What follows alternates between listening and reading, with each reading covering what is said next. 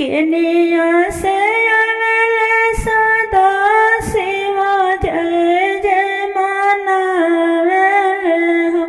के कर दुआरे ध्वज गड़ेले मांग ले तिरसुल ध्वज।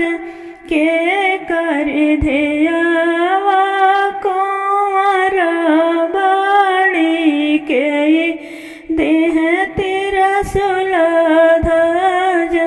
पूर्व से आवेले सदा शिवा जय जय मनावेले।